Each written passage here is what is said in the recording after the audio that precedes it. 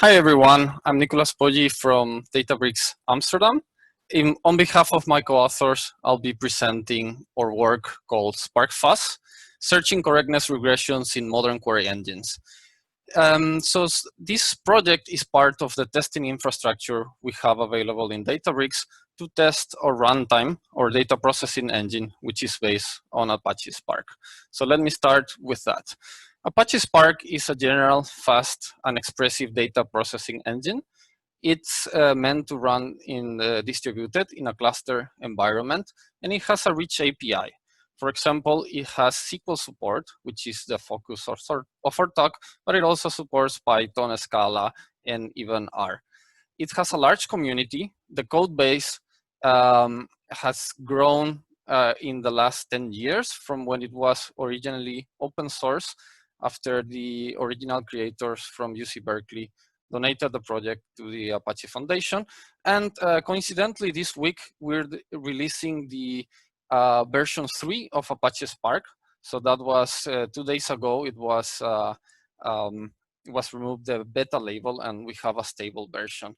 And what does this mean? There's a very large community, not only of users and enterprises using Spark for running their data processing workloads, but there's also a very large number of distributed developers across the globe. Just to get Apache Spark out, more than 3,500 tickets were resolved over a year and a half of work of development, testing, and QA to get it out the door.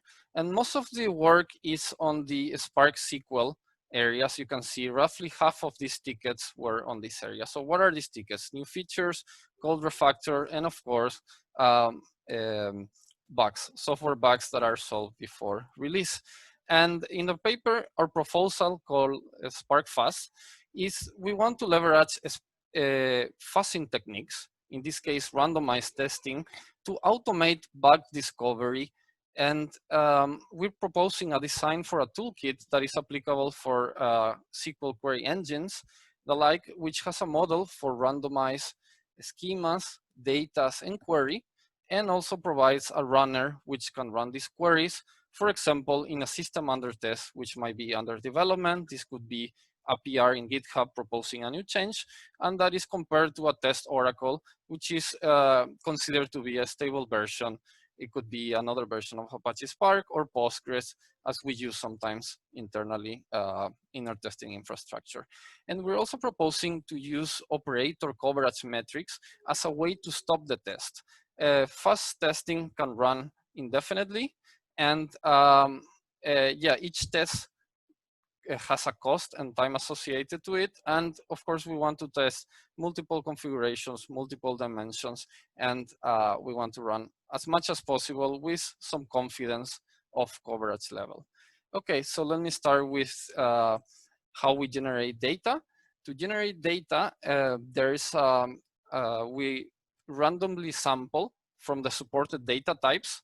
For example, we might have a development version that doesn't support float, for example, yet, or the test oracle doesn't support this type. So we select a subset of data types, then the minimum and maximum number of rows, table columns, partition columns, and it produces valid schemas that can be used to populate databases using the SQL standard. So insert into table statements.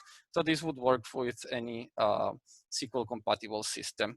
Similarly, we have a recursive query model with a probabilistic profile. And what it does, it has operators and features annotated with some weights. So for example, the where keyword, it would appear in 50% of the produced queries, and also has interdependent weights that depend on the previous state of the graph to produce a final output. So with this, I'd like to show you an example of a query generated by the toolkit. I don't expect you to read this query. This is what fast testing is good about, just creating seemingly a bunch of text, a wall of text, but actually that parses correctly and should return a result. And what we found in a development version is that, for example, with this query, just right when we're starting the testing, trigger after 10 queries from the system, is that there was this trigger a parsing error from the coalesce operator. Here in bold, I have highlighted many coalesce operator appearances, and the flattening of these coalesce operators during parsing was invalid and was producing an exception. So this was fixed. And next, I'm going to show you another example. There's the link for the ticket in Spark. And in this one, this also randomly generated query found that constant input values sometimes might break a lead function.